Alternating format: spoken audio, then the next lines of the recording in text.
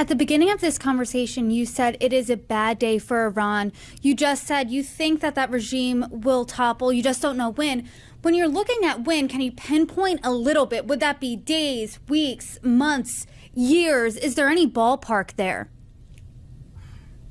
So very difficult to assess. I don't think that anybody gave a correct assessment before the Berlin Wall came tumbling down or the Soviet empire crumbled. Usually, you know it in hindsight, and you can barely recognize it when it's happening. What I can say is this: I think that it is within the interest of freedom-loving countries, democracies, to pursue a strategy of maximum pressure on the Iranian regime, to apply pressure across the board, militarily, economically, with sanctions, and diplomatically and politically and information wise, all across the board. There needs to be pressure on the Iranian regime until the Iranian people can get their political act together and stand up against the regime. And I think, if anything shows, we can learn from the example in Syria, it didn't take a lot. I mean, this round, it didn't take a lot. They were basically, jihadi fighters with small rifles, small arms on pickup trucks, and they just routed the Syrian military because it was hollow and it was disintegrated. I don't think that the Iranian regime is as weak. I think that they have stronger institutions, they have better finances, and they are not as weak as Assad was.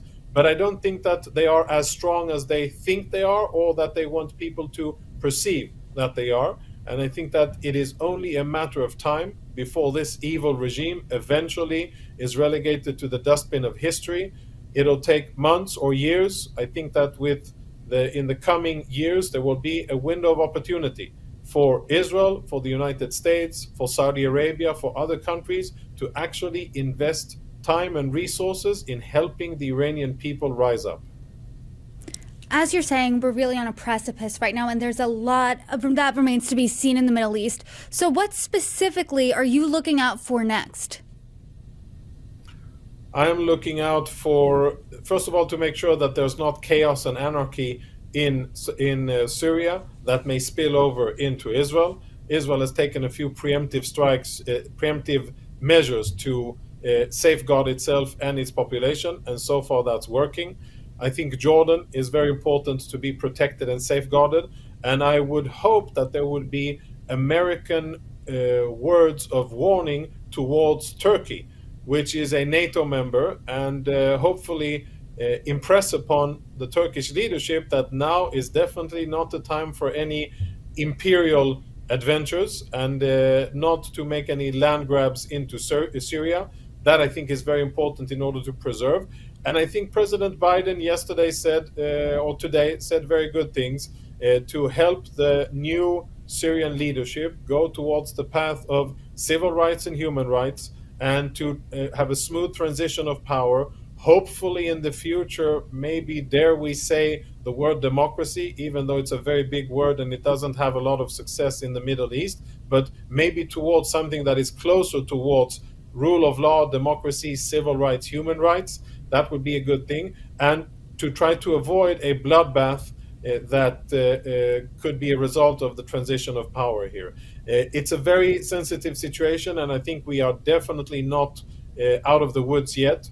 There are pockets of loyalist areas in Syria that I think the rebels still haven't gotten to. And once they will get there, the coastal areas and other places, we may see lots of violence. I am concerned about the fate of minorities in Syria: Christians, Druze, Alawites, and Kurds. And because the track record is not a good one when it comes to Sunni jihadists and terrorists, when they take over territory, that usually doesn't end well for Christians. And I hope that this time will be different.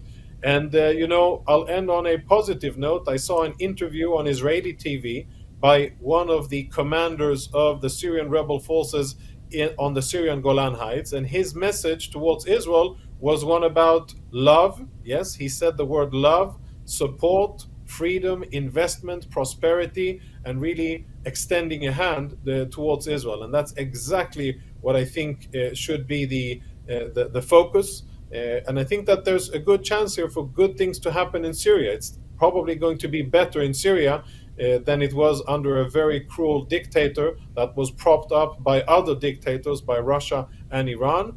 And maybe, maybe if history smiles on the people of Syria, we'll see a prosperous, free, and more human rights oriented country in the future. I know that my country, Israel, would want to see that. And if there's ever a chance or an opportunity to build bridges of peace, coexistence based on mutual respect, and to help the Syrian people by investment and economy and doing the things that Israel is very good at, then I'm sure that Israel will be all over that opportunity to build a better future for the region, for ourselves, and for Syria.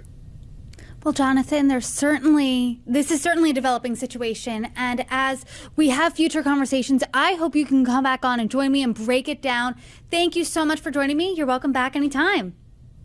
I would be delighted to do so, and I look forward to it. Thank you.